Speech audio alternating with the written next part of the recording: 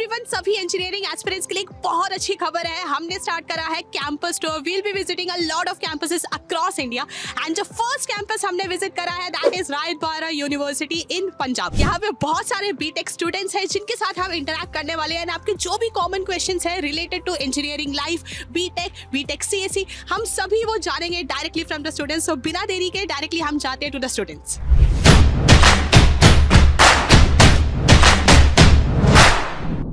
To get free career counseling, check the link in description box and pin the comment below. सो अब हम जानेंगे BTech की reality के बारे में। क्या है वो डिफरेंट मिथ्स जो 11th-12th पे आपको लगता है लेकिन कॉलेज आने के बाद सच्चाई कुछ और होती है। सो जानेंगे हम सबसे पहले आपसे। जैसे जब मैं स्कूल में था ना, एक मूवी आई थी स्टूडेंट ऑफ द ईयर, तो वो देख के मैं जब कॉलेज ज्वाइन किया कि कॉलेज में ऐसा होगा, लग्जरी लाइफ होगी, मतलब पूरा टाइम फन होगा, कांस्टेंट फन। तो ये सोच के आया था मैं। तो यहाँ पे आके जब देखा कि रियलिटी तो कुछ हो रही है। क्या लगी रियलिटी? फन की जगह यहाँ पे असाइनमेंट बनाओ पहले तो। कांस्टेंट फन नहीं है, यहाँ पे असाइनमेंट की डेडलाइंस हैं और स्किल डेवलपमेंट करनी है अपनी हमारी। पर ये जरूरी भी है कि हमारी करियर इस पे डिपेंड करता है हमारा। तो अब मेरे को रियलाइज हो चुका है कि इसी पे, अभी जैसे मैं 3rd ईयर में हूँ, तो मेरे को रियलाइज हो गया कि यही काम है, मतलब कि मेरे को अपने स्किल डेवलप करनी है, कोडिंग वगैरह है जो उस पे ज़्यादा फोकस करना है। तो ठीक है, मैं तो बैलेंस चल रहा है, फन भी हो रहा है, दोस्तों के साथ मस्ती भी हो रही है, बैलेंस बना रहे दोनों। हाँ, और पढ़ाई भी हो रही है। आपके लिए क्या रियलिटी? हम स्कूल में जब हम सीएससी पढ़ रहे थे तो हमें लगता था कि इसमें तो बेसिक सी कोडिंग करनी है। और हम टीवीज़ में देखते थे या मूवीज़ में देखते थे कि हैकर्स को देखते थे, वो लगे होते थे कोडिंग करने, ब्लैक हुडी पहन होती थी, ऐसे कूल लगते थे। यूएसबी उन्होंने कनेक्ट कर दी ड्राइव पे और सिस्टम हैक कर 1 मिनट में उन्होंने एक बटन दबाया, वो हैक हो गया। जब यहाँ आए, अब मुझे साइबर सिक्योरिटी अच्छी लगती है, मुझे उसमें इंटरेस्ट है और मुझे वही परस्यू करनी है आगे। तो जब हमने रिसर्च करना शुरू किया, हमें यहाँ पे भी पता लगा कि साइबर सिक्योरिटी में आगे कितनी सारी लेयर्स है, कितने सारे टूल्स सीखने, लैंग्वेजेस सीखनी। तो वो थोड़ा सिनेरियो डिफरेंट था कि नहीं, वहाँ पे सिर्फ एक बटन दबा के कूल नहीं लगना होता, वहाँ पे एक्चुअल में बहुत सारी कोडिंग करनी पड़ती है दिन रात एक हैकर बनने के लिए। तो मेरा तो यही सिनेरियो था। ओके, सो अभी वो मूवीज वाला वो आपको समझ आ रहा है कि वो रियल नहीं होता है। अब समझ आ रहा है कि बैक एंड पे क्या काम चल रहा है, वो तो बस मूवीज के लिए एक शूट ही है। कितनी कोडिंग करनी पड़ेगी, कितना काम करना पड़ेगा, वो नहीं सोचा था। जब हम 11th-12th में होते हैं तब हमें एक सब्जेक्ट होता है मैथ्स, जो हमें सबसे ज़्यादा बोरिंग लगता है। तो हम सोचते हैं कि हम कॉलेज में आकर सीएससी बैकग्राउंड लेंगे जहाँ हमें मैथ्स होगा नहीं करना पड़ेगा। तो जब हम कॉलेज लाइफ में एंटर करते हैं, हम देखते हैं कि हमें मैथ्स सब्जेक्ट है, फिजिक्स सब्जेक्ट है, it's life is totally change. अभी भी करना है मैथ्स, अब सबसे बड़ा रियलिटी चेक मेरे लिए यहाँ पर आके था कि वही स्कूल के सब्जेक्ट्स हम यहाँ वापस पढ़ रहे हैं जो हमने स्कूल में पढ़े थे। अच्छा, आपको लगा था कि वो नहीं आएगा? नहीं आएंगे। अच्छा, आई थॉट कि यहाँ पर सिर्फ कोडिंग करेंगे हम लोग, यहाँ पर लैंग्वेजेस होंगी, यहाँ लैंग्वेजेस होंगी, पर यहाँ आते सबसे पहली चीज जो हमने देखी वो थे हमारा मैथ। हम वही डिफरेंशिएशन और इंटीग्रेशन वापस पढ़ रहे थे। ओके, तो ये रियलिटी जो नहीं पढ़ना था हमने। ओके, जैसे मैम प्लस जैसे हमने कॉलेज में आने से पहले सोचा था कि यहाँ पे काफ़ी फ़न होगा और लेक्चर्स के बीच में ना, जैसे सीरीज़ में दिखाते होते कि एक लेक्चर हुआ है फिर 2-3 घंटे तक कैंपस में घूम रहे हैं, हाँ, फ़न कर रहे हैं, कैफ़े में जा रहे हैं। बट यहाँ पे होता है कि नहीं, ऐसा नहीं होता है कि कांस्टेंट लगातार क्लासेस होती हैं, हमें करनी पड़ती हैं। लेकिन स्टार्टिंग में थोड़ा वो था कि बर्डन लग रहा था, लेकिन अब आदत सी पड़ गई है उसकी। लेकिन अच्छी बात है कि आदत पड़ गई है एंड अब मज़ा आने लग गया है इस चक्कर में। अब आप हो गए हो यूज्ड टू यहाँ पे? हाँ, अब यूज्ड हो गए। अब पहले सुबह 9 बजे उठा भी नहीं जाता था क्लास के लिए, बट अब आदत हो गई है सुबह उठ के आने की।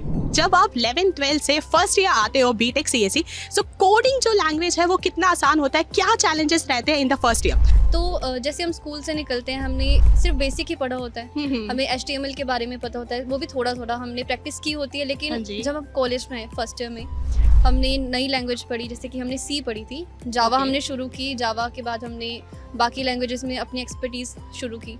लेकिन हमने स्कूल में तो सिर्फ HTML ही पढ़ा था, हमें इतना नहीं पता कि C में कैसे करना है। तो चैलेंजेस ये आया कि हमें सिंटैक्स में समझने में थोड़ी प्रॉब्लम आई और कोड करने में, प्रोग्राम समझने में, उसकी एल्गोरिदम कैसे निकालनी है, उसमें क्या लॉजिक लगाना है, कैसे सॉल्व करना है, थोड़ी उसमें प्रॉब्लम आई। बट वो सॉल्व हुई टीचर्स के साथ। हमने रिसोर्सेज सर्च किए, गीक फॉर गीक्स हमने यूज़ किया और टीचर्स ने हमारी हेल्प की। उन्होंने हमें आराम से समझाया कि इस लॉजिक से भी कर सकते हो, तुम अपना लॉजिक भी इसमें बना सकते हो, डिफरेंट एल्गोरिदम्स आती हैं। तो उससे हम धीरे धीरे अपनी लैंग्वेजेस में काम करते गए और हमने उसको थोड़ा और बेटर किया। तो मेरी तरफ से तो ये एक्सपीरियंस था। जैसे 11th-12th में मैंने पाइथन करी थी। पाइथन होते है ईजी लैंग्वेज, तो मुझे लगा था प्रोग्रामिंग ईजी होगी, बट जैसे ही मैं कॉलेज में आया फर्स्ट ईयर में मेरे को मिली सी लैंग्वेज, तो मुझे थोड़ा समझने में दिक्कत हुई कि ये लैंग्वेज तो मैंने ऐसा तो नहीं सोचा था कि होगा, तो मेरे को लगा कि शायद मैंने गलत डिसीजन ले लिया।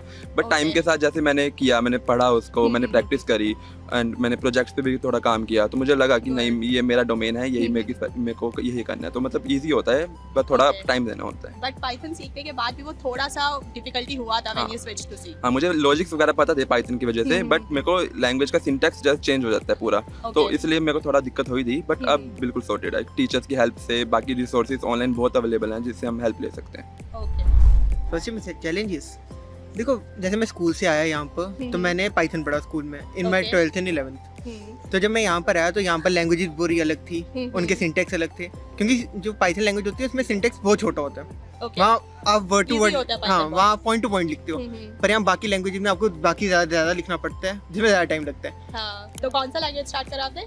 अभी तो मैंने स्टार्ट हमने किया था सी लैंग्वेजेस से, अभी हम जावास्क्रिप्ट पे हैं। अरे जावास्क्रिप्ट पहुंच गए। तो अभी बेटर लग रहा है? बेटर लग रहा है। ओके, तो अभी आपने कितने लैंग्वेजेस हो गए आपके? सी लैंग्वेज तो हो गया और अब हम जावा पढ़ रहे हैं। अच्छा, तो हाँ जी। अभी जावा में जब ट्रांसफर करा हाँ जी, तो उसमें कुछ चैलेंज आया? चैलेंज ये है कि हाँ भाई सी लैंग्वेज का सिंटेक्स अलग था, जावा का अलग था, पर हाँ जो चीज़ें सी में पढ़ी वही अब हम जावा में पढ़ेंगे, बस थोड़ा सिंटेक्स चेंज होगा, बट हाँ टीचर्स हेल्प कर रहे हैं तो वो भी हो जाएगा। Okay, so I think coding में जो व्हाट मैटर्स मोस्ट इज कि सिंटेक्स आप कितना अच्छा उसके ऊपर आपका ग्रास्प है। एक बार आप वो समझ जाते हो फिर लैंग्वेज काफी इजी हो जाता है। हाँ जी। क्या चैलेंजेस है आपके फर्स्ट ईयर में? आप अभी फर्स्ट ईयर में हो, राइट? ओके, तो आप तो बहुत अच्छा बता सकते हैं क्या आप अभी दुखती नस है। अरे मैम, I'm अर्शिया। तो अभी मैंने 11th-12th में, जैसे मेरा तो कंप्यूटर जैसे अनटच्ड ही था, लास्ट मैंने 8th में किया था HTM में। तो जैसे अभी मैं बीटेक में मैंने परस्यू करना है अभी, तो फिर मुझे तो बहुत बिल्कुल ही मतलब ऐसे घर से ऐसे बिल्कुल सिटी में छोड़ दिया, तो ऐसा एक्सपीरियंस था। पर फिर मैंने देखा, जैसे मैंने एक्सप्लोर किया खुद, तो वो धीरे धीरे मुझे इंटरेस्टिंग लगने लगा। ऑलमोस्ट जैसे जो कोड होता है, डिफरेंट कोड्स, वो मतलब बेस उनका सेम होता है। एक बार आप सिंटेक्स वगैरह एग्जैक्ट कर लो। कर रहे हो? अभी हमने सी खत्म कर दिया है, now we are doing oops in Java, exact वो भी नहीं है। तो जावा तो जैसे सी से बिल्कुल ही डिफरेंट सा आ गया है, तो उसमें भी थोड़ी डिफिकल्टी हो रही है, बट इट्स इजी। ऐसा भी नहीं है कि अगर आप ट्राई नहीं करोगे, फॉर बिगिनर्स लाइक मी, ऐसा भी नहीं है कि वो बहुत ही ज़्यादा मुश्किल है, बट अगर आप ऐसे रोज़ प्रैक्टिस करोगे थोड़ा थोड़ा तो हो जाएगा। बाकी तो इट्स ऑल गुड एक्सपीरियंस। मुझे अच्छे friends and online resources. Yes, ठीक है, तो अभी बेटर लग रहा है अभी जब सी खत्म हो गया है तो? हाँ, feeling more confident? yes, I'm feeling more confident. Okay, good. अब नेक्स्ट क्वेश्चन है उन स्टूडेंट्स के लिए जो टारगेट कर रहे हैं प्राइवेट यूनिवर्सिटीज या कॉलेजेस। क्या है वो फायदे जो सिर्फ आपको मिलेंगे in private universities but not in government colleges? तो प्राइवेट यूनिवर्सिटी में पढ़ने के अलग ही फ़ायदे हैं। जैसे कि यहाँ पे पहला फ़ायदा है कि सिस्टम अच्छा होता है, थोड़ा तुम्हारी बातें सुनी जाती हैं। गवर्नमेंट कॉलेज में बातें नहीं सुनी जाती। जैसे कोई प्रोफेसर अच्छा नहीं है तो तुम रिक्वेस्ट करोगे प्रोफेसर चेंज की, तो मोस्टफुल है कि तुम्हारी रिक्वेस्ट फुलफिल की जाएगी, प्रोफेसर चेंज किया जाएगा अगर अवेलेबल है तो। और गवर्नमेंट यूनिवर्सिटीज़ में मतलब ऐसा मतलब बात किसी को टीचर को बोल भी दो तो मतलब समझ लो तुम्हारा ही मतलब उल्टा पड़ जाएगा। कोर्स जो है मैम बहुत अलग हो जा रहा है। टीचर्स हमें बहुत सपोर्ट कर रहे हैं यहाँ पे। मेरे कुछ फ्रेंड्स हैं गवर्नमेंट यूनिवर्सिटी में, उनके टीचर्स ही नहीं आ रहे हैं लेक्चर लेने के लिए, तो उनको एंड में एग्ज़ाम देना पड़ रहा है, बट टीचर्स नहीं है। अब लास्ट टाइम हमारे एक टीचर अवेलेबल नहीं थे तो हमारा उसका एग्ज़ाम नहीं हुआ। तो ये सही है कि जो हम पढ़ रहे हैं हम सिर्फ उसका वो टेस्ट दे रहे हैं या उसके सब्जेक्ट्स के उसमें एक्सपर्टीज़ कर रहे हैं, जो नहीं पढ़ रहे वो डिस्कार्ड हो जा रहा है हमारा। जैसे मेरी कुछ फ्रेंड्स हैं जो अभी गवर्नमेंट यूनिवर्सिटीज़ में पढ़ रहे हैं, कॉलेजेस में पढ़ रहे हैं, तो वो मुझे बताते हैं कि वो क्लास ना भी लगाए तो कुछ मैटर नहीं करता, टीचर्स उन्हें पूछते नहीं है कि क्यों नहीं आ रहे। टीचर्स को सिर्फ ये कि पढ़ाना है और हमें जाना है, हमें अपनी बस काम है उनका, बस उनका काम है। वो बच्चों को पर्सनली वो नहीं करते, वो उनकी हेडेक नहीं लेते कि नहीं बच्चे क्यों नहीं आ रहे, बच्चे पढ़ क्यों नहीं रहे, तुम्हारे कोई डाउट्स तो नहीं है। तो ये एक डिफरेंस है कि जैसे यहाँ हमारे टीचर्स हैं वो हमें पर्सनली पूछते हैं कि आपको कोई डाउट तो नहीं है, वो हमें अच्छे से हेल्प भी करते हैं, हमारे अगर कोई डाउट्स हो तो वो सॉल्व भी करते हैं, और फैसिलिटीज़ भी हमें प्रोवाइडेड हैं बहुत सारी।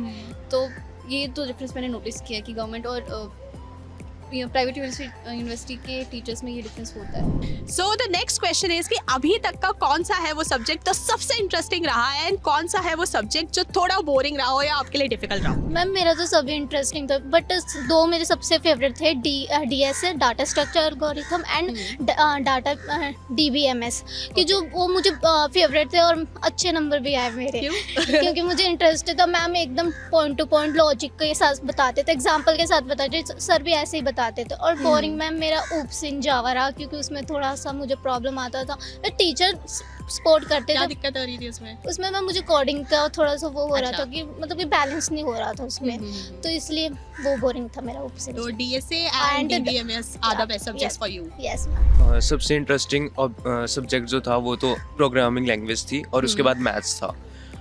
मैथ्स में मेरा पहले से इंटरेस्ट है। इंटरेस्टिंग लगा आपको? Yes ma'am, okay. मेरा मैथ्स में बहुत इंटरेस्ट है, तो जैसे जैसे हम आगे बढ़ते गए उसकी एप्लीकेशंस पता चलती गई और फिर उसको कोडिंग में इम्प्लीमेंट करने में मज़ा आने लगा। ओके। और फिर बोरिंग सब्जेक्ट कह सकते हैं कि डिजिटल IT, जिसमें हमारा वो वर्कशॉप थी और हमें उसके बारे में पहले से पता था कि Gmails में कैसे काम करना है, तो अच्छा, उसमें काफी बेसिक था तो हाँ, बोरिंग। तो वो बोरिंग सा गया। ओके। कोई सब्जेक्ट जो आपको लगा हो कि आप बहुत टफ है, बहुत मेहनत लग रही है? नहीं, ऐसा तो कोई सब्जेक्ट नहीं अभी था, तक कोई सब्जेक्ट नहीं रहा है, सब इजीली हो रहा इजी है। होता है। ओके। कौन सा सब्जेक्ट सबसे टफ था? सबसे टफ तो जैसे देखा जाए तो उसमें जावा था, क्योंकि उसमें थोड़ी कोडिंग लैंग्वेज है, बहुत ज़्यादा डिफ़िकल्ट पार्ट है जिसमें डाटा हैंडलिंग वगैरह जैसे ये वाले कॉन्सेप्ट्स हो गए, हाँ। ये सबसे डिफ़िकल्ट में आ गया। और सबसे इंटरेस्टिंग में देखा जाए तो मुझे HTML और CSS बहुत पसंद है, मुझे वेबसाइट बनाना, फुल स्टैक की तरफ ज़्यादा इंटरेस्ट है मेरा। मैम मेरा favourite subject universal human values था, क्योंकि मैम वो थोड़ा आपको अपने बारे में जानने की थोड़े वो देता था कि हाँ भाई आप अपने आप को कैसे बिल्ड कर रहे हो अंदर। और बाकी मैम वो थोड़ी सी आपको जैसे कि प्रोफेशनली एक तरफ डिज़ाइन कर रहा था कि हाँ भाई आप कैसे आगे आपने जब आपने कैसे किसी से बातचीत कर रहे हो, कैसे आपको आपका सीट स्टैंड कैसा है कि हाँ भाई किसी कैसे बातचीत करनी है, मतलब वो आपको अच्छी तरह डिज़ाइन कर रहा था मैम। और यस मैम, डेवलपमेंट कर रहा था मैम। और मैम बोरिंग सब्जेक्ट मैम मेरे लिए तो मैम सी लैंग्वेज थी मैम, थोड़ा टफ था। तो मेरे लिए थोड़ी वो टफ लैंग्वेज थी क्योंकि मैम मैंने नॉर्मली इतना करा नहीं था हाई, बट थोड़ी हेल्प टीचर्स की हेल्प की वजह से मैम वो भी अच्छा हो गया है, वो भी ठीक चल रहा है। Yes ma'am. तो अभी बेटर है लेकिन? यस मैम, अब बेटर है। So basically my interesting subject is Java programming, and I love Java so much because all the programming that I was studied in my first semester, I really loved it. And my boring subject is DBMS because I don't like the theoretical part. That's Okay. it. Thank you.